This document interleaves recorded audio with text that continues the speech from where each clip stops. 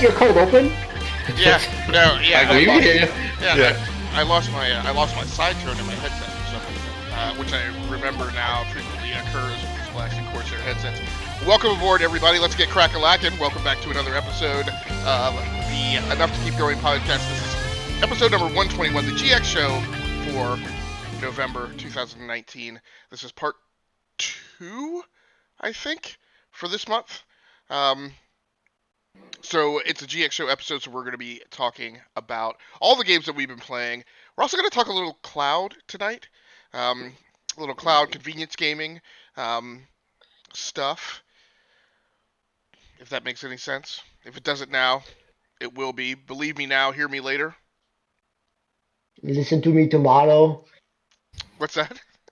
Oh, sorry. I thought you were doing a little Hans and Franz there. It was a little bit. It was a hearkening. That you hear on the mic for the audio listeners is Mr. DBQ Hams. How you doing tonight, DBQ?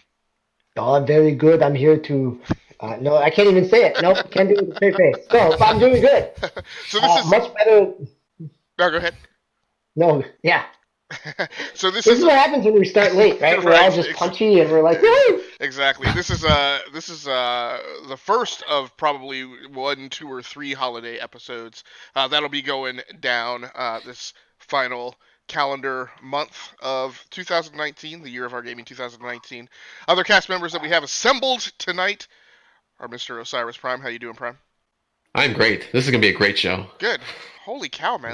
I'm very enthused. What did you do? You did something to your mic. It sounds like it got like a... I don't know. It's OP tonight. I like that. I started talking louder. That's what it was. Well, and there, friends, you see the power of streaming. Swiss Guard, how you doing tonight, Swiss? Doing all right. Looks like I'm not sure how we're going to get this in an hour because this is a very dense episode based on the agenda. Yeah, we might skirt a few corners here and there. I'm gonna break practice right now and talk a little bit about cloud gaming, convenience gaming, because this has been a swirling topic on the show. We covered it last week in the news show. Now some of us, and I don't mind saying it tonight because this episode probably won't post until some of us are back from travel, so it's not like we're giving away any security concerns by talking about whether we're going on travel or not. I am going on travel, so part of the reason I'm late is because I've been trying to get my alternative gaming mode stuff squared away. And for me, much like it was a few years ago, I'm junking a few things into here. So cloud gaming, mobile gaming, gaming on tablets, so Apple Arcade, Google Play Pass, basically anything that permits gaming away from PC and console. Just a quick checkpoint for me and my experience. I know I talked to you guys in the Discord chat earlier this week saying that I had made my commitment to go with the GeForce Now as a solution. GeForce Now is out! And I'm angry because...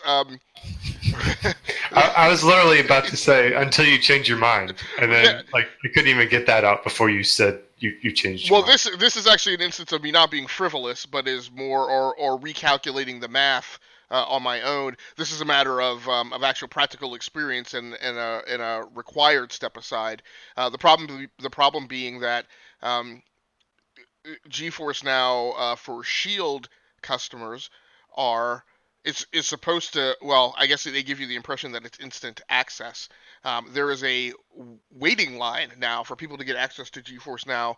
I just got my new 2019 NVIDIA Shield Pro TV yesterday, and despite getting it and entering its serial number and product ID, I still don't have access to GeForce Now. So part of what I fumbled around with tonight was going through multiple routes, trying to sign up on PC, trying to do it on my Shield, etc., and so on and so forth. And so I have the app loaded on a laptop. I'm logged in. I've assigned games to my library that I have as part of my Steam or Uplay libraries. Apparently, Battle.net games also should be available. But as I sit here tonight, NVIDIA still has not given me access to GeForce Now. And I'm extremely frustrated because I paid really I was interested in getting another shield, having had the OG shield, but basically on a very short fuse, I procured the new one with the intention of it toggling free my access to the GeForce Now beta, and it did not. So DBQ might find this interesting. So my shook and dodge and spin move brought me into Apple Arcade.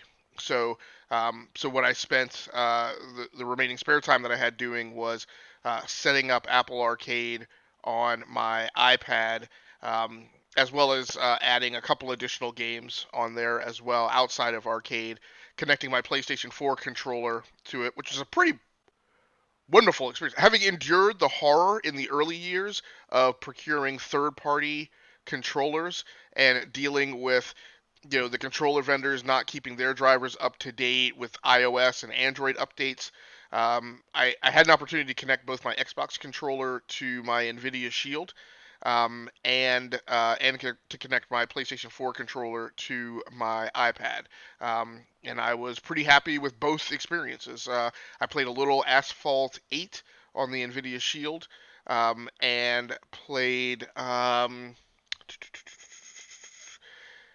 think I also maybe played some Asphalt on the iPad, but also, and this is definitely part of the reason why I was late. Also, started up a Fortnite solo match on the iPad with my PlayStation controller, which I gotta tell you, my feeling is that those of us playing on tablet with a PlayStation 4 controller have an advantage over people who are playing on iPads and not playing with a controller. Because I got clapped right out of the gate the first time. I was the first person to go down because I was trying to figure out the controls. Second match, I immediately started the match off with three kills. So. I'm looking quite forward to taking my iPad on travel. And the nice thing is this is going to allow me to go on travel and not carry my big honking gaming laptop. So I'm going to take my iPad, my PlayStation 4 controller. I may not even take my PlayStation 4 controller. I'm going to try connecting my Switch Pro controller, and take my iPad, my Nintendo Switch, and the one controller, I hope, and do that as my Thanksgiving gaming solution. Prime, I know you've been... Yeah, go ahead. I was like, can I jump in real quick about the controller? Yeah, absolutely. Especially the PS4 controller and the Stadia controller, which I have right here. Yeah, okay. How do you people play with this thing? This thing hurts my hands. It hurts my thumbs. Having my fingers down, my thumbs down here, it hurts. Is that with the analog sticks being directly across from each other? Yeah, down at the bottom instead of offset like on the Xbox or on the Pro controller. Yeah, I can't. It literally hurts my fingers. It hurts my thumbs when I'm playing with that controller. I can't take it. It's a problem. I submit that there's a clear difference in the superiority of the designs of those controllers. But you did give me a hard time when I said that I had synced my PlayStation 4 controller to my iPad versus my Xbox controller. Yeah. So yeah. I mean, you're right. It's a really smooth experience playing with an iPad with a game controller. I mean, they sync up really nicely. It's pretty easy to toggle them on and off. It's a good experience, at least with Apple and Apple Arcade there. So I'll be curious to hear kind of your feedback from your trip. I've actually gone back to a couple of the Apple Arcade games that I installed, played, and uninstalled quickly because they've come out with some updates. Right. So that's part of my Thanksgiving holiday weekend is to revisit some of that to decide if, after my second month of Apple Arcade, if I'm going to continue on with it or have kind of run the course. Okay. Prime, I know you've been playing around with Stadia. Any additional lessons learned or experiential things that are going to impact how you're going to utilize it over the Thanksgiving break? Well, so I was playing with it. Excuse me. I was playing with it actually today quite a bit because I only had gotten a couple days when I initially got it, just a few hours each night. Excuse me. I'm trying to fight off a cough here. It plays fine. It plays great when I've been playing it. At least on my Wi-Fi network. I haven't tried it just wirelessly, or I should say, through a mobile network or anything like that. But the two games that I'm playing right now, Destiny 2 and Samurai Showdown, which are the two free games that they've they threw out there when it came out. I just don't want to play these games though. That's the problem. Like I don't have anybody to play with Destiny 2.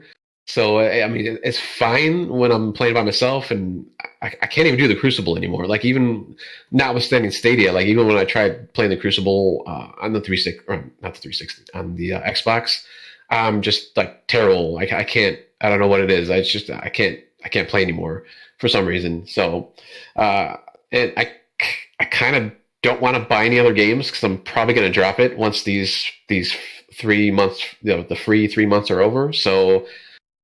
I don't know. It's very hard right now, so I just don't know. It's Are you just hard finding for me. people out in the so thinking about Destiny in the patrol zones, right? In the open world, are you finding people out there, or does it feel kind of isolated as well? No, I see people out there. Probably not as much as like if I was playing on the Xbox One. But yeah, I see a few people sprinkled here and there, and I don't remember how many people are like max do you see in a world when you get in there or in a game. I don't know if you know that or if anybody knows that. I'm not. Sure. I don't think the actual maps are particularly dense. It's the hub world that Right, like where you see a lot of people. Yeah. But yeah, and I've only been in the hub world a couple times, and yeah, there's always people in there. But like even there's maybe like 3 or 4 people that I see when I'm actually on a mission or something, or doing some kind of quest or whatever. Yeah, I'm really debating if I want to play anything. At the very least, I might maybe download one of the smaller like indie games or something, just so I can play something else, just so I can get into it a little more, and maybe try it outside the home. Because it works fine when I'm on Wi-Fi here. I haven't had No any latency problems. or not enough that you're noticing anything? No, I haven't. Impacting or graphical issues? No, the only time I've ever had any problems was I'm in the basement now, and I was just actually just playing just now, and I played I think once last week also where I'm podcasting here on my monitor, and it's fine here. If I go on the other side of the basement, which is further away from where my router is, I'm actually right underneath my router now. Then I was getting like the stuttering, and it was like super choppy and stuff, and just because the range isn't there, obviously. So, but any other place in my house, pretty much, I haven't had any stuttering, no latency. It loads fairly quickly. Probably maybe a little bit more quicker than like on a console. So I mean, I don't know. It seems about the same. What about your router? Do you have just like the router that comes with your ISP, or do you have like one that you bought? No, it's just like Comcast router. That it's the modem router all in one. So it's working fine. Which is what I think most people would have that state targeting anyway. Yeah, they're not going to have anything, like a Nighthawk or Blackhawk or whatever that one super duper router is. That's what I was saying. I was wondering if Acer and Google have money to be made in bundling Stadia with the Acer Predator router, or whatever the Asus one is. Yeah, it'd be a good thing to do that probably. Yeah, at least for like the hardcore. Yeah, if they discounted the router. Again, although this whole thing, I mean, obviously Stadia incites me to great feats of anger, but a lot of the shade that I see seeing thrown is about people complaining about playing it on Wi-Fi, and I'm like, it specifically says in your introductory thing, like, don't play on Wi-Fi. Like, yeah. But again, I spend a lot of time around streamers who complain about themselves having problems, and then like 15 to 20 minutes into the conversation, I realize that part of the problem is that they're streaming on Wi-Fi, and I just don't. So Swiss, have you partaken of any kind of cloud or alternative gaming solutions that are specifically becoming part of your regime as an effort to skirt time on consoles or PC as a matter of convenience or inconvenience or cost? Either way. No. I mean, my time is limited enough where, the conventional PC versus, PC, Sony, and Nintendo are like, they fill up what gaming I have, so I'm not really looking for any alternatives. I'm at this point, I'm happy enough with the setup that I have, so. Okay, and DBQ, I know you've been doing Apple Arcade. I think you mentioned that you also made it into the Project xCloud beta. So, any experiences for either of those that are impacting how you intend to play over the Thanksgiving break? Yes, I intend to set up a new Wi-Fi network in my home. Yeah, so so I've been trying to play my in the iCloud beta on my Samsung. I think it's a Galaxy 8. Yes, S8. And I am just getting. I'm getting really bad lag. It's not. There's a delay in any type of button inputs. I'm getting a low signal. Uh, but I think it's my. I mean, I don't know. I'm going to try a different Wi-Fi piece because I have one that I need to set up. Um, but even on, so I have my routers in my basement. It's not the stock router coming from my cable company. It's its own Wi-Fi router. Um, but one floor above, a game is unplayable and I'm getting dropped. So And if I'm which down on the service main, was that? I'm sorry. pardon? Which service was that? This is the Microsoft xCloud. Okay. So, but the reason I say that I'm going to kind of set up a different Wi-Fi network first is that Prime, you have also been playing, and your experience is totally the opposite. So it makes me wonder if it's something on my end before I pass judgment. Yeah, so yeah, I have xCloud. I actually just got into it. I think like a couple days after I got Stadia, which was like okay, now I can really compare these two. So initially, I had only played Ace Combat and Crackdown 3, and I think Swiss, you had played Ace Combat, right? Is that the one you were playing? Yes, I have it on PC. Man, it took a while to get into that game to actually start playing something. It was like a lot of story at the beginning. I was kind of surprised, but it was fine. I mean, but I was kind of jonesing to get it, actually, test this out. And I knew I was going to have limited playtime, so I was like, come on, let's just go. But I didn't want to skip, everything too. So I was like, trying to figure everything out. But yeah, I mean, I didn't have any problems.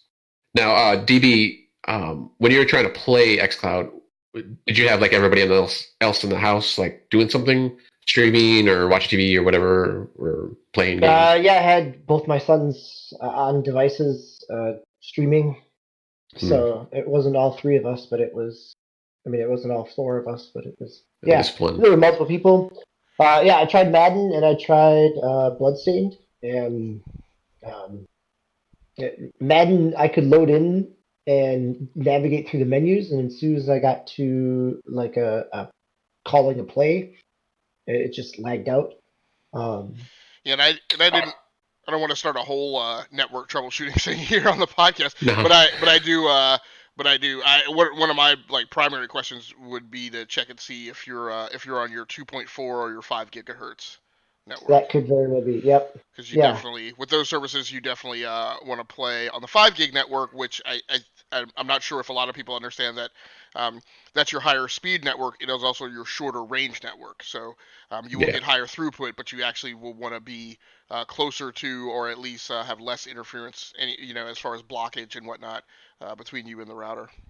There we go. So yes, so next time I'll come back with more information. Cool. I think though that having network savvy, that's a problem because the whole point of these services is to get, I think, more, I don't want to say casual gamers to pick it up, but somebody that's not going to be as enthusiast to just, oh yeah, I just got to grab this and I can play. And just play and play. You get what's going. my, am I on the 5 gigahertz or 2.4 gigahertz network? That's not something that that's not a thing for them. So DB, you said you were playing Madden.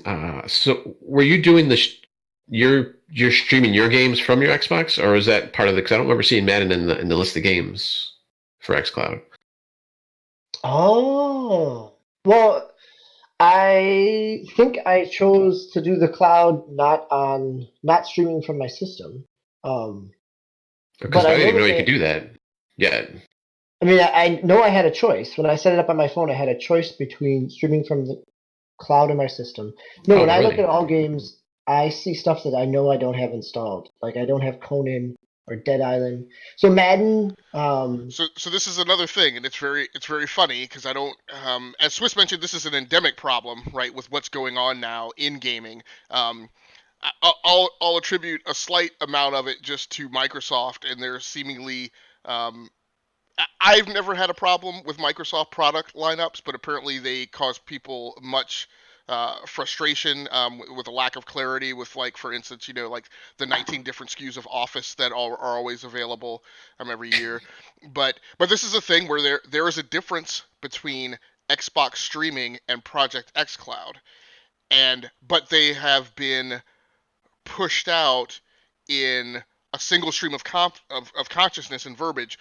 The Xbox streaming off network was rolled out as the first increment of I think it's still under the Project xCloud umbrella, but basically where you could be essentially, it was sort of the equivalent of the second generation. I think, well, it was sort of the equivalent of PlayStation Remote Play, where your box lives on your network and you are able to access your box on-prem or off-prem.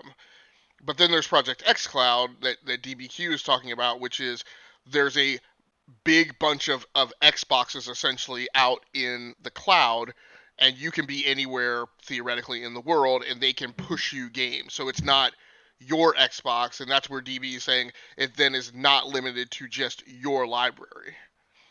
Yes, and a bunch of those games were added at the most recent Microsoft event. Right, at XO19, right? Yep. Yeah, the Game Pass stuff. Yeah. So, yeah, I do. So I was looking at the app right now, and I do see that I can switch over to the Xbox streaming if I wanted to. So I missed that initially when I was setting up. But well, now it'll be interesting to see if that's if you get a different experience as well. So. Yeah, I'll have to try that out. Right. And of course, if we missed it, would not surprise me whatsoever that the mainstream gaming media, who tends to dork stuff up far more than we do from a technical perspective, is also missing it in their ongoing rhetoric comparing these services, which is, again, why I always recommend to our listeners, listen to us, don't listen to them. So, and one distinction I do want to throw out there. So xCloud is beta right now. Stadia full release. Supposedly, that's a tough knife fight to get into, also, because I would call Stadia some weird thing that is above beta but not fully released. Well, let me say this. According to Google, it's a release. It's like a full release. Let's say this: I didn't pay anything to get into xCloud. Yeah. It's a limited commercial release. Maybe is kind of what I would call it. Are we gonna come back to streaming stuff or cloud stuff, or are we gonna be done after we're talking here? I was planning on being done for tonight. I think this is an ongoing conversation that it's going to start to occupy probably almost every podcast, or at least a couple of podcasts a month, definitely through into 2020. But if you go ahead. Well, there's a whole thing about like the data usage and just like if I was even going to do like either of these like going forward or in the future. So, but that's probably going to drag out, so we can move on. Are you capped, Prime? I am, yeah. I got a terabyte of a cap for Comcast. Yeah. Okay. Yeah, and that's an ongoing thing, and yeah, it's going to be it's going to be interesting. It's also going to be interesting as 5G comes online. I'm having some opportunity now as part of my job to spend a lot more time digging into 5G, and it's a radically different service architecture than 4G and before have been, and it's gonna have the potential to move things out of the sphere of control of some big players, right? Comcast isn't inherently a big 5G player. Now people will potentially be able to cut over to 5G as an alternative to ground-based broadband access. And when that happens, all of a sudden, Comcast may want to rethink giving people caps, right? When people start having options that aren't based on, accessing ground through a cabling that the big ISPs all own, right? And utilize that footing to essentially force Google out of the Google Fiber project. but these are battles for another day. Gentlemen, let's race our way through our Pickz PlayZ conversation. Our most recent Pickz PlayZ assignment was racing games to commemorate the release of Need for Speed Heat. There was plenty free on Game Pass. It was also a good time to take the assignment to check out karting, if anybody wanted to go back to Mario or Crash or Sonic, revisit a past love, or dip your toes into something newish. Swiss, we kind of had you on the sidelines during that conversation. Unfortunately, I see your frowny face here in the agenda, so it looks like maybe you also weren't able to get time to play some racing games. Although you and I have very fond memories of early Saturday morning Need for Speed Hot Pursuit on the PlayStation 3. This is true. Last week, I had some time lined up to game, and we had some illnesses in like the family, so like that kind of just nuked it. We're getting through it now, but it's like, nope, I didn't do my homework assignment. Okay, well, I think in terms of airtime, DBQ had the least amount during the cloud section, so we will kick it to you, DBQ, to talk to us about Need for Speed Heat and Horizon. Horizon, that's what we should call it. Just take the Forza and the Horizon and collapse them into Horizon 4 Lego. So talk to us about Need for Speed Heat, because I just want to be convinced that I've made the right choice to not play that game. I think if you find this game down the road for $20, you'll enjoy it. It's perfectly fine. I mean, I think I said this 2 weeks ago that when I put in a little bit of time into it, I still enjoy it. I mean, the story is kind of tongue. I mean, it's trying earnestly to be serious and to be about family and building rep and making bank, and but the gameplay is actually, I'm enjoying it. And I say this as somebody who struggles often to stay on the road in Forza Horizon games. So there is an arcadiness, there is a forgivingness within Heat that to me makes it easy. It makes it enjoyable. It makes it easy to pick up and play. You know, it is not something where while I'm still trying to pick a good line, I feel also like I can, skid around a corner and smash into a little bit and still have a chance in the race, rather than I hit one wall and I'm out of it. So I'm enjoying it. It's still installed on my PC, so that says something right there, that I haven't blown it off for something else or just in frustration. I don't know. I mean, the way it was rolled out, the announcements of it, the lack of any build up to it, it's a fine game. It's a 7. I mean, it is the sneaky under the table release. Wasn't it like within a month or two? Well, I mean, it was on there. It was in a earnings call back in the beginning of the year saying that it was coming, but there wasn't any really marketing around it until the end. It was announced at E3. There were like no screenshots. It was just a verbal announcement. I mean, it is. I think this Black Friday weekend you may find it for $30. I think you could get $30 worth of fun out of it. It is. If you're looking for an arcadey racer, there's not really anything else out there. Well, I mean, there might be, but I don't think that Dangerous Driving from the summer really qualifies, and there's a lot more depth here to that. There's a lot of Grid Autosport going around on discount now, which was a 2018 fall release that a little more collected significantly more accolades, but also went largely untalked about last year. But that is a game that's on Switch and plays great on Switch. It's a game that's on iPad, and I suspect plays great on iPad, as we're talking about these alternative means of lightweight gaming. But no, that's good. It's trending around low 70s now on Metacritic. Yeah, that sounds about right. I mean, I think the value proposition of it is difficult. You got this through Origin?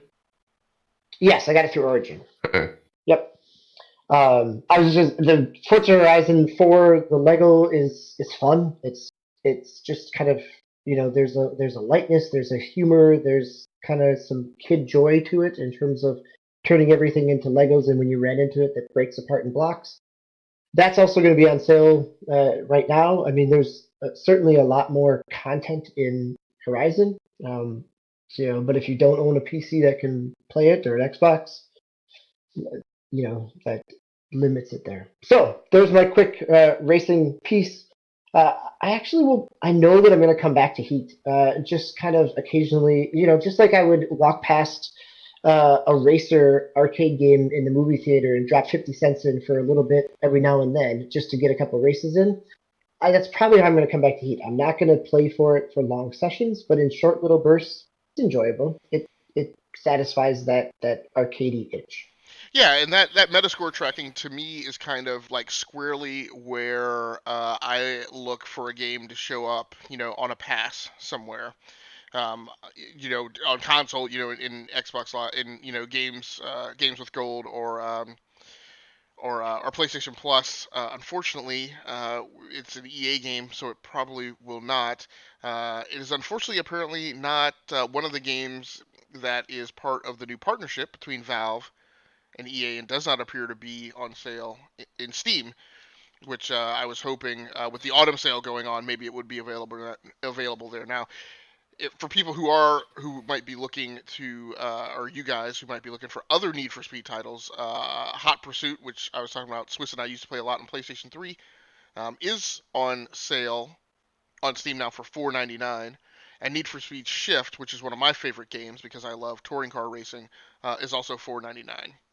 And if you just enjoy putting yourself through pain, there's Need for Speed Undercover, which is also $4.99. Prime, what did you wind up playing for your racing assignment? So I went back to some kart racing. I did actually. I have two games here. I went back to Mario Kart 8 Deluxe on the Switch, which I haven't played for a long time actually. So I was just going through the Grand Prix races there, just kind of fooling around. I didn't do any online races or anything like that, so it was fun. I mean, it's Mario Kart, so I'm loving it, of course. And then Wreckfest, excuse me, on the Xbox. That's a little bit different kind of racing. So Now, I've seen a lot of streamers play this on stream. So did you stream this? And talk us through what your experience was with it. yeah, I was streaming it. I streamed it last week, and then when I first bought it, I don't know, about a month or two ago, whenever it came out on Xbox, I streamed it then too. So I started out trying to do some online matches. I think I got maybe one, and it was like it took a long time to find actually a match. So which was kind of different from when I first got it, which pretty much right away. But I finally got in there, and I played a few matches, and then I got out, and I was just kind of playing through the single player mode, just try to rank up my cars and buy different cars and stuff like that. And man, this is not like an arcading game at all, like when you're actually doing the driving. So you can tweak all the brakes and the engine and this and that. So it's like, oh man, I kind of don't like that, but it's still fun to play because you can just like smash into people and run people off the road, even just during the regular races, not doing the destruction derby ones. So it's cool though. I'm really enjoying this game. It's pretty quirky. I believe it's from THQ, I think maybe. Published it at least. I don't know if they developed it, but yeah, I'm having a good time with it. I'll go back to it every once in a while, and hopefully I can find some more online matches. I mean, it's kind of more fun where it's at, just doing the destruction derby stuff. So, and just some of the races, there's like loops in these races, and obviously you wouldn't really see in a real race, but still, it's fun. I like it. Yeah, much like my enjoyment of Blur and Split Second, it's Wreckfest is one of those games that has, any race has the potential to have a very, very, very high degree of entropy to it, and just chaotic results and unexpected things, car doors flying around all over the track, and who knows what else, which always makes for good entertainment. So yeah, the destructions of the car is actually pretty cool. It's pretty nice. It's not just like piece flying off. It's, it gets deformed, and you can just be a little scrunched car, and you can still go for a little bit, for as long as you can, but until you get hit again and get wrecked. So it's pretty fun. Right. So I'm going to swim through the games I played fairly quickly. I played Dirt 3 Complete Edition, which, while you can definitely see the drop off in graphical fidelity between that title versus Dirt Rally 2.0 and F19, which are F1 2019, which are all Codemasters games that have been released since Dirt 3. It is still incredibly fun. I do a lot of people who are invested in the Dirt franchise seem to be part of this community that complains, that Seesaw complains every year. You get the half that complains when the 2 arcadey version comes out that has rally events that don't really exist in the world, or intermixes the X Games style rally events with more traditional world rally car racing. And then you get the side that complains, you know, if it's the hardcore simulation variant that releases in any given year. I love rally racing. I love the fact that Codemasters does this TikTok release methodology where there's a more arcadey and accessible and kind of more exciting version. And then, one year and then the next year the pendulum swings and it's a big deep dive, super gearhead type of version. Because then we get both. But that was fun going back and playing one of the more arcadey versions of the World Rally franchise. And then I played Horizon 4, just the base stuff. I didn't get into the Lego. I have the Lego stuff, haven't gotten into it. Just did. Which the funniest thing about Forza Horizon 4 is when you lay off of it for a long time, much like a lot of other games, you have to come back and spend. I have to come back and spend, 15, sometimes 20 minutes of good just inventory and garage management, figuring out what cars are what, procuring new cars, because I still don't have every single car, seeing exactly which house you're in, and then going and doing some events and then going to another house. I wound up playing actually a lot of the, what's the show called that I don't care about? Top Gear events. And so those were surprisingly fun because I tend to not like just challenge events. I tend to like more so the wheel-to-wheel racing events. But I wound up playing a lot of those, where you're the Stig, and those were actually pretty fun. I was really surprised. But what I really want to talk about tonight is I want to hear Swiss. He's the one person, he took the bullet for the cast and voluntarily chose. He wasn't forced. We do some. He took the poop grenade for us? Yeah, we don't tell you that it was taking a bullet. I was excited about purchasing. I mean, we don't. This is a very flat organization. There's no orders given. We have been known to peer pressure some members into playing a thing, but Swiss actually voluntarily chose to decide to go and play Death Stranding, and interestingly enough, played it alongside. Now both of these games are up for GOTY Awards, aren't they, in the Game Awards show? So this is a unique opportunity for us to talk about both Control and Death Stranding.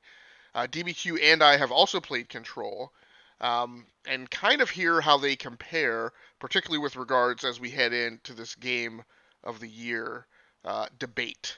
So, Swiss, without further ado, talk to us about Death Stranding and how it compares to Control as a GOTY contestant. All right, so the one caveat I have is I've only been able to play Death Stranding last couple of nights, so it's basically built into the episodes. You start with the prologue, you do a little story sequence. Episode 1, I'm through episode 2, I believe, right now. So kind of 3 mission-y things. But it's kind of like if you take like Hideo Kojima's Metal Gear Solid, ambiance and storytelling, and throw in some Blue Point games like Shadow of the Colossus, traversal of the environment, and to make it a game, your typical RPG fetch quest, and put it in a blender, and you get Death Strand. So I made a joke when I started. I was like, "Ooh, 5 minutes in, I can control my character." I wandered up a hill into a cave, and it triggered another sequence of cutscenes. But I don't mind that. Like going in, like I know it's a Hideo Kojima game, so I don't expect Sekiro. I don't expect an action game. I expect almost a cinematic gaming experience. I expect a cinematic gaming experience. So you put your art house pants on, right, when you sat down to play this thing with a full expectation of cutscenes, a lot of highly existential dialogue, and a lot of exposition on the nature of man and his inner workings and how he relates to other beings in the world. Exactly. And, there's a lot of thread and strand and delivery puns, like everybody's named after that in this universe. I'm intrigued by the universe. Like, there's definitely some Kojima weirdness, but like the post-apocalypse is like a different kind of post-apocalypse from what you normally see. And we get some like Kevin Costner, the postman thing. It's like, that's what you are. Like, but really, like the first mission, you have to find some stuff out in the world and bring it back to headquarters, and then it kind of starts rolling from there. I had to take a dead body to an incinerator, and there's a reason why that happens. But like literally, like they strap it onto you, and you go. And the gameplay is just you're going from point A to point B. The terrain is pretty. It's rocky and everything, and like they adjust the balance. So like your character can fall over if you turn too quickly, and you have to mess with the shoulder buttons to fix your balance. And when you make deliveries, it like rates you. So how fast you did it, how much damage did your packages take, and in typical Kojima fashion, it's all done in like Facebook likes. Like you get more likes if you, if you do well. So it's kind of, I don't know. Like so far, when I started to go out, I was like, okay, so I'm just walking with this dead body strapped to my back across the plane, but it zooms out, and then they start like playing like the soundtrack stuff, and they'll say who did it and everything, and the soundtrack is like like you said, it's art house ambiance. So if you can accept that, so far I want to keep playing, but I can almost guarantee like this is not a Agasicles game. Like it's just not. It's not going to be. You like to jump in. You like to have action, and I'm expecting to jump in and basically have 45 minutes of cutscene. Well, thank you for trying and playing and continuing to enjoy it, so that we don't feel bad about not trying. So, but really, I mean, I'm genuinely curious to see what your experience with the game is, because it does feel like, listening to so many podcasts and reading multiple things about it, like some people really, it clicks with them in a way that they find meaningful, and some people get totally turned off by it. So that feels. I feel like that's how it's going to be, and I'm eager to keep playing it. I'm hoping that more comes of it. So far, like there are enemies and stuff, and there's like some of like they call them the BTs, like the demon thingies. Like it's kind of cool how you have to like avoid them, and there's you have a stamina meter just like you would in Zelda, but like if you're around them, if you breathe too close to them, it attracts them. So you can like cover your mouth while you move, and it starts to reduce your stamina more quickly, but you're more stealthy, stuff like that. So we'll see. Pivoting to Control, I've really been enjoying that game, and it felt like I saw some news stories about that being a rather under the radar game sales wise, and I don't really understand why. When I first started it, my first impression was that the gunplay in it was sloppy, and I had my wife try, and she had kind of the same impression. But as you get into it, like there's a reason why you can't rely on your gun, and they don't really want that to be the primary weapon. Once you start getting like the telekinetic powers and teaming that up with your gun, it's so satisfying to like take a filing cabinet, fling it at a guy, and then put a couple of shots in his head to finish him off. Like, I mean, I enjoy the gameplay in that game. It has a cool X-Files-y vibe. It's not, I think, Agasicles, you wanted it to be creepier, I think, like as like a Halloween type game, but it's not creepy, but it's got a cool, weird sci-fi vibe to it. Well, I just wanted to be just slightly more creepier in the vein. Fear was more so the yardstick that I was looking for. I didn't need it to be Outlast or Resident Evil or anything. But it just and not necessarily. I wouldn't even necessarily say that is what I wanted. It's that's what I had geared myself up for from an expectation standpoint. That I thought, and again, I haven't played through that much of it. I haven't played through as much of it, perhaps, as you have, I should say. I was expecting a little bit more of the supernatural than I've been exposed to date. Now that may change and ramp as I go through, um, but yeah, I enjoyed it. It's a game. I mean, I think it's on my list. We'll talk about our Pickz PlayZ assignment tonight. I think it's on my list of things that I want to get back to, or at least I intended for it to be. So you've had this opportunity to live squarely within this quad chart that I'm trying to come up with, where I'm toying with a heavy philosophical belief that the design characteristics of high theatrics are always in direct diametric tension with high mechanical implementations in games. And that it's very difficult, maybe impossible, to pull them both off. You kind of have two games that are an interesting quantum mix of trying to strike those balances. What is your perspective? I mean, I would say Quantum Break.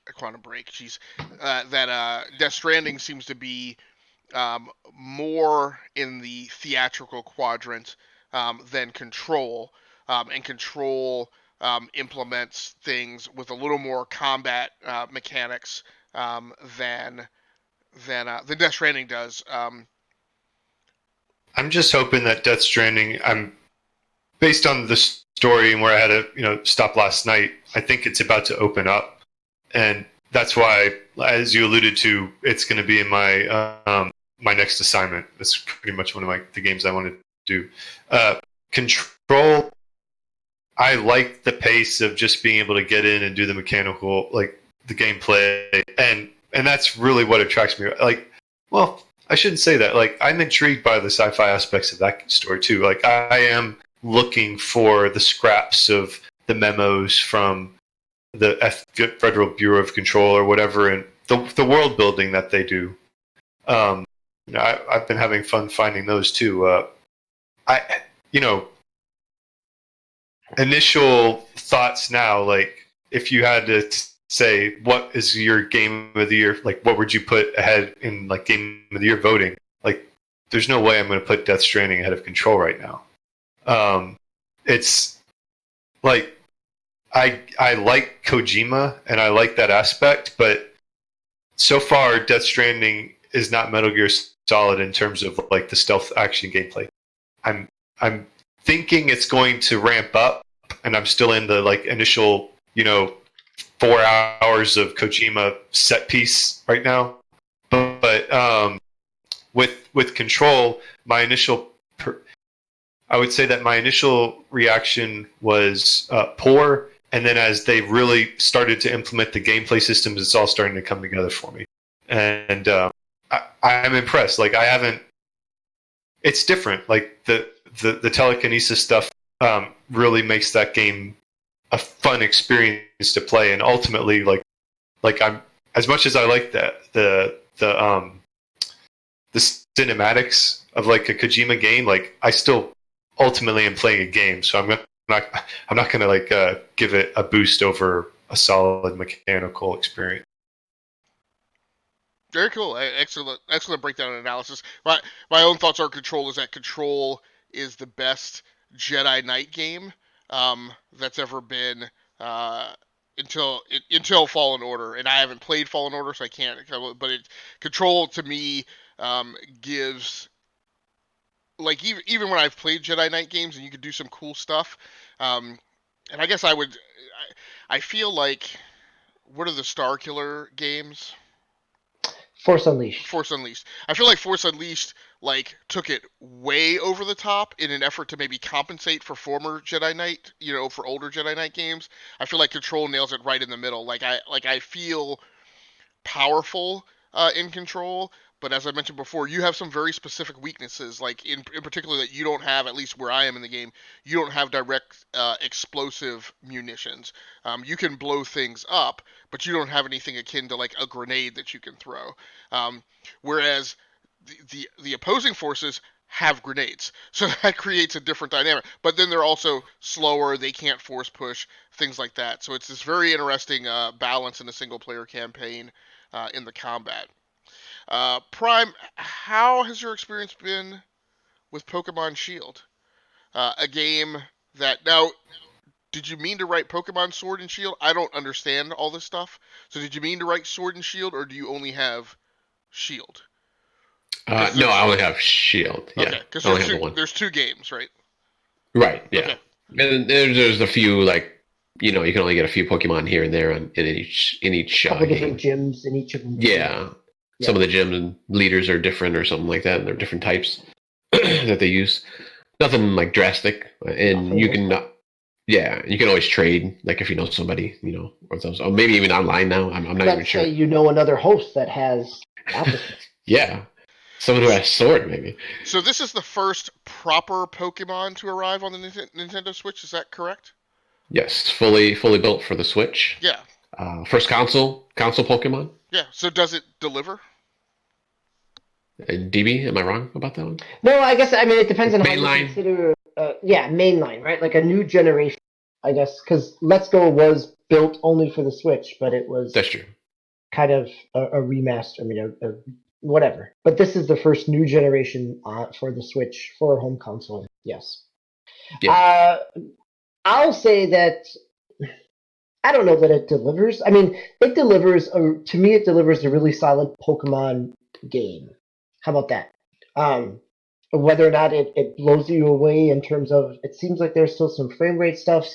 The open world areas are not Breath of the Wild, right? This is not vast and huge.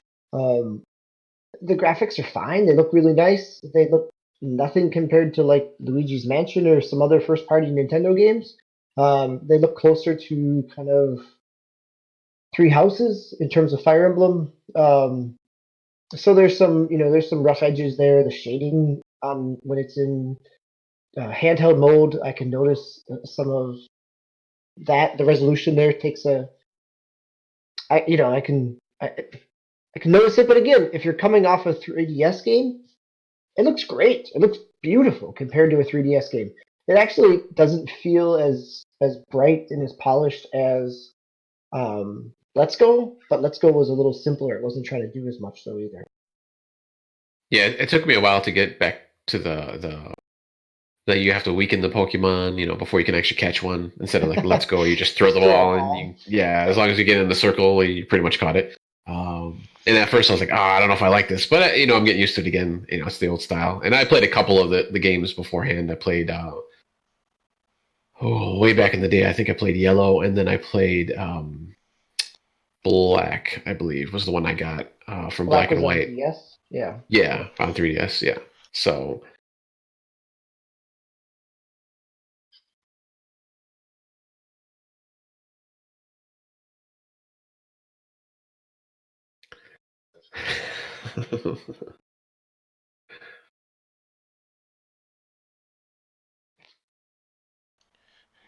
So I messed that up. You're living the life that caused me to lay off of Game Pass for a while, out of fear that I would just be overwhelmed by the increasingly widening array of choice. So you've got Hellblade: Senua's Sacrifice, which I think is an Xbox Game Pass game for you. Yeah, that's where I got it from. It. You've been playing Final Fantasy 15 Pocket Edition on mobile. Yes. Dragonfall, it's a. I guess this is a Switch game, but isn't it built from an initial mobile release? No. Console. Dragon Ball. Yeah, I got it on PS4. Okay. Yep, it was. Yeah. Yeah, it took. I think that was last year. It came out for. Yeah, it was last Xbox January of 2018. Yeah. Okay. PS4. But I'm sorry. Did did I ask the right question? I was trying to ask about Final Fantasy 15 Pocket Edition. Oh. I thought you were talking about Dragon Ball. Yeah, sorry. I tried to stop myself and go back. You're switching gears. But yes, you are correct. It was a mobile version. Okay, all right. So it's a mobile version. You're playing it on Switch. Then you got Dragon Ball FighterZ and Pokemon Shield on Switch. You've got Destiny 2, which is a AAA release on Stadia, as well as Samurai Shodown, which almost at this day and age, previously may have been looked at as a AAA game, at least AA maybe, an arcade port. Now is almost a smaller indie title in terms of how it stacks against other fighting games. Then and that one is the reboot or whatever of the series, so it's like 3D, like Street Fighter 5 4 type of graphics. Right. And I don't think I've played it. Samurai Shodown to me hasn't been a headliner game since maybe like the Sega Saturn was the last time that I remember it for a while, like occupying like a preeminent like place in the lineup of my gaming shelf. And then you got Ace Combat and Crackdown 3 via xCloud. Again, Pokemon Shield, arguably one of the big releases for Nintendo Switch here in Q4, is going to have perhaps the biggest impact on their sheer sales numbers. Amongst this forest of games, is it breaking out for you, or of these titles? And I know some of these are ones that you've just kind of like dipped your feet in the wading pool on. Is Pokemon your main in this, or is it drowned out by the volume of another title, or by simply the wide array of choice? Yeah, like you said, Stadia and xCloud stuff. I like I said, I barely touched it, and I'm still playing Fortnite and Rocket League because those are my go-to games that I always play. But I've been playing a lot of Pokemon Shield actually since it came out. A little bit more so these past like 3 or 4 days, 5 days. And so that's my main game right now. Senua's Sacrifice. It actually came from one of the October Pickz PlayZ. But that game is it's just so weird to me and just so so different than what I've usually that I usually play. Gameplay is pretty simplistic, at least right now where I'm at. But just the story itself and the kind of story around the story of how this came about and what it's about. Just kind of I don't know. I just really reached out to me and I was like, I want to play this game more. So I've been playing between that and Pokemon Shield. I've been playing those two the most, other than Fortnite, because I play that a lot with my son, so on the weekends and stuff. But all these games that I have and all these other games that I play a bunch of games too and stuff, I have pockets of time where I play these games. So like the Final Fantasy and the Dragon Ball Fighter, I play those on the train when I'm going to work, like a day or two during the week. So I need something. I have just about under an hour train ride each way. So I pick one, I play that, on the way back I play the other one, or vice versa. Or I might swap out and do a couple of, a little bit of each. Hellblade and Fortnite and Rocket League. I stream those ones, so I usually do those more on the weekends because I have more time to play those. And then everything else, I'm just trying to find time during the week. That's why Stadia and xCloud, I kind of fell for the wayside for me, unfortunately. But to answer your question, obviously, Pokemon Shield is my main game right now. I've been playing that a lot. I've been just building up my Pokemon. Like I haven't even defeated any of the gym leaders yet. Compared to my nephew he also got Sword, and he beat it with in the first 3 or 4 days. So I was like, oh man, how did you even how do you have time for this? But he's 18 and he has a lot more time than I do. So Shield is my main game right now. All right, well, DBQ, come on up out of the bullpen. I know you've been chomping at the bit to talk about Jedi Fallen Order. Now, you've talked about Luigi's Mansion a little bit in the past. Is that right? Nope, you haven't had a chance to talk about that? Well, why don't you go ahead and start with Fallen Order? Again. Yeah, I mean, I can come back to Luigi's Mansion at any point in time. Okay. So, otherwise, I'll just say it's an incredibly polished game. Beautiful. Jedi Fallen Order, I thought you were teeing me up 2 different times when you were talking with Swiss about this. This is why it looked like I was chopping at the bit. I'm like, oh, that's his segue. And and then, Oh, that's his segue about, and then nothing. Oh, so Jedi Fallen Order. Truth be told, I didn't even realize you. Yeah, I was oblivious to the. Swiss was right. This agenda was packed far fuller than I realized. So no, I was maybe subconsciously setting you up for segues before. We're at our time, so I'm gonna go quick in this here and say Star Wars Jedi Fallen Order I'm loving it. And I say that if you are a Star Wars fan, I think there's a ton to sink your teeth in and to dive in. The sound design of this game is beautiful. I'm sitting with my headphones on and I just get lost in this world because there's a pacing to it where it is not the God of War kind of actiony aspect that Force Unleashed was. It's even got a slower pace to what the Jedi Outcast games are. There are moments of combat and there's a whole lot of exploration, right? I mean, to me, it's the exploration pieces are the good parts of Uncharted. Like I like the climbing around and trying to navigate a puzzle and figuring that out. I don't really care for the kill box rooms in Uncharted, so this is you get a little bit. The combat is smaller; it's more confined. Sometimes you do get a group, and that I've died certainly a number of times. I'm playing it just on normal, but I've also never played a Souls-like game. I haven't played Bloodborne. I played Demon Souls way back when on PlayStation 3 for 15 minutes before I got frustrated.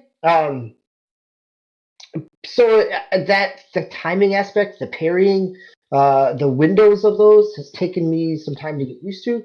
If I'm in a one-on-one fight, I think I've got it down. When I'm trying to navigate and juggle 3 different enemies, I still struggle with that a little bit. Or with a more complicated enemy, there are different tiers of enemies, different types of stormtrooper classes, and I haven't got to the point where I'm fighting one of the Inquisitors outside of the first planet. I'm on the 4th planet. I'm on Kashyyyk. I've made it through there, but it's beautiful. Again, playing it on PC with an RTX card and on an SSD drive. So and I'm still getting a little bit of stutter every once in a while when it loads into an area. But compared to what people are experiencing or talking about on Xbox and on PlayStation in terms of long load times, in terms of dropped frame rates, I'm not experiencing that at all. I'm playing it 1080p on everything on Epic, highest settings it can go. So it definitely makes me feel like, yeah, we're kind of pushing that top end of our current system. But it's a great game. I want to keep playing it, both for the Star Wars aspect, but also for the gameplay aspect. The idea of the mechanics and the exploration, the different force powers, the ability to parry, to force push, as you were talking about with control. There's some nice kind of combo moves that you can do in there. And yeah, so at this point, it's going to be in my list of trying to figure out where and if it falls within in my superlative show in terms of that list. So really, really pleased with it and worthwhile, at least in the PC experience. I hope that some of the stuff that I'm hearing about on consoles patched. Hey DB. Yeah. What did you do? You playing on the keyboard? You said, or you have an Xbox controller hooked up? Yep, got an Xbox controller hooked up. From the opening screen, after you set some settings, it encourages you to play with a controller. I figured that's the type of game that I would always lean towards, like on the PlayStation, just because of the controller. I have an Xbox One controller now, so I'm less inclined to always go consoles for stuff like this. But I was curious if you were trying to go at it with the keyboard and mouse. But it's interesting that they flat out suggest it to get go. Yeah, they really funnel you into it. But beautiful, skyboxes, the world design of it, the the character designs, the voice acting. I mean, there's a lot of production values that have gone into this. So way to go, Respawn. All right, well, that's great to hear. I am also going to go quickly. I had an opportunity to get started with the Call of Duty Modern Warfare single-player campaign. It is as thought-provoking as all the things that you've heard. Very interesting in set pieces. I instantaneously fall in love with all the characters. Captain Price.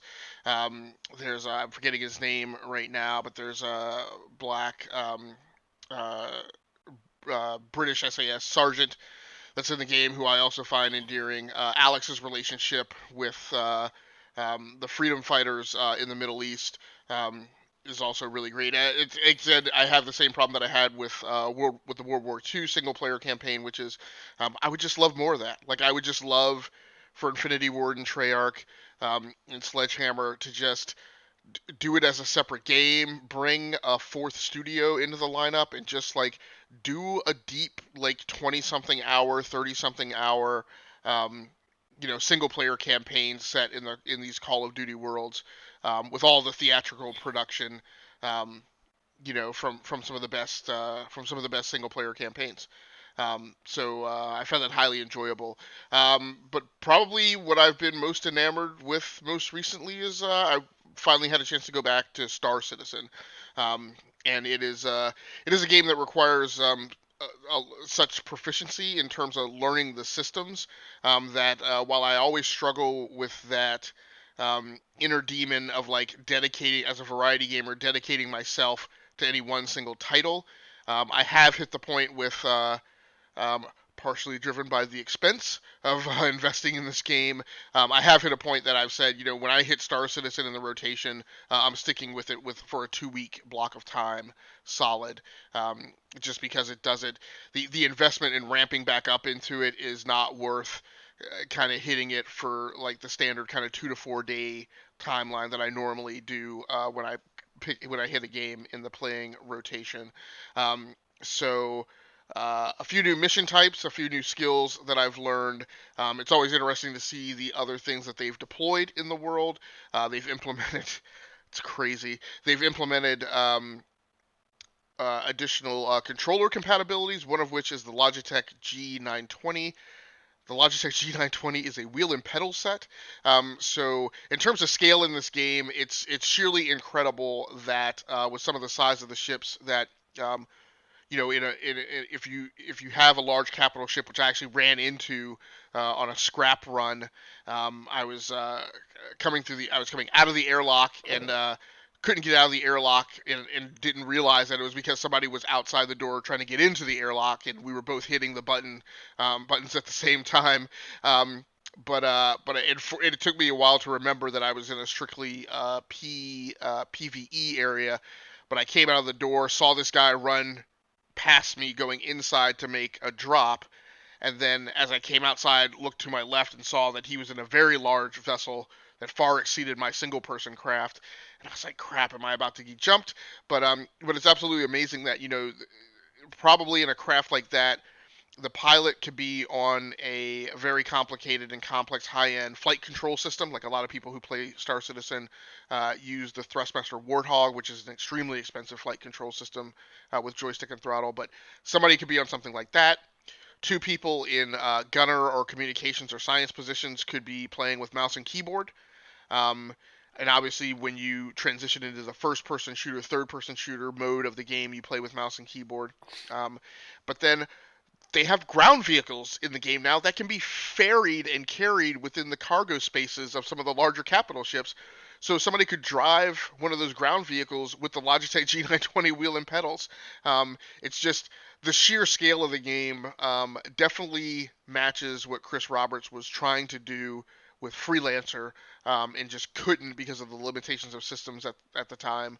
All the negative criticisms that we've heaped on the game about the expense and all that are still valid, but actually now sitting and living in the experience, it is a game that exceeds anything that has been implemented to date. And while we still sometimes struggle with stability, I was playing the game at 8 or 9 o'clock at night, and the team pushed a patch like in the middle. So that's impressive, in terms of this is not a staff funded for full-time employment in the way that like EA or Activision or Bethesda, these large standing corporate entities with big HR departments. This is a team being entirely funded by Kickstarter and crowdfunding. It doesn't even have the benefit of like big venture capital behind them. So the notion that somebody is up at 10 o'clock at night somewhere in the world pushing an update patch while they are concurrently doing their big show, the Intergalactic Aerospace Expo 2949, which was the in-world event to coincide with CitizenCon, is fairly impressive. So I've had a ball playing with the ships. I've got 4 ships now. Each of them have uniquely detailed cockpits. It's a blast going in there and just having options to pick now, to play each night. So can you land like on any planet then? Yes. Or yeah. Okay. So it's just everything's open? Ish. Yeah, it's a simulation. So for example, because I may have recently been accused of criminal activity in a certain sector, I now cannot land at the main starbase in the sector that I'm in. I have to like go out to these R&R kind of star bases on the fringes of society in the Stanton star system. So there's that. But but yeah, you can you can get into your ship. You can set a course for wherever. You can go to a planet. And you can land. You can land at a starbase. You can. The scariest, spookiest thing to me still is you can EVA. So one of the missions that I played was a hacking mission where I had to take down a satellite network communications node. And so in order to do that, you have to go to an access panel inside the superstructure of the satellite. So what that requires you to do is to park your ship outside, put it in a spatially static orbit, pop the canopy open, and an EVA out of the spacecraft, which is just Star Citizen speak for spacewalk. And you have a little jetpack and maneuvering thrusters, and you have to exit the ship, fly through the cold emptiness of space, roughly 200 meters, enter the superstructure of the satellite, go down to the access panel, hack the terminal, and then come back out and EVA back over to your spacecraft. So yeah, and just random things can ensue. The first time I tried that mission, I was about 10 feet off the deck, about to put the craft down, and I got jumped by some still unknown, unidentified harassers on the ground, who I never was able to find out who they were. But I went back and watched the VOD on my Twitch channel, and I was like, well, maybe I just like scrape rock or something when I was setting it down. Maybe I didn't get jumped, but I definitely saw weapons fire in the VOD. So yeah, it is an entire world within a simulation. So and quite enjoyable to play. So unfortunately, it's out of the mainstream. So playing it means taking time away from all these GOTY titles that we have to get around to. So anything else that anybody wanted to add for tonight? My apologies that it went long. Thanks so much, everybody, for listening and viewing. Thanks so much to my fellow co-hosts for the night. On behalf of the E2KG Network, Swissguard, Osiris Prime, and DBQ Hams, thanks so much for joining in. That's going to do it for us. Until next time, happy hunting, take care of yourselves, stay safe out there, play the games that you like, and come here to listen about the games that you love. Until next time, good night, good luck, and good gaming. That's going to do it for us. We're out.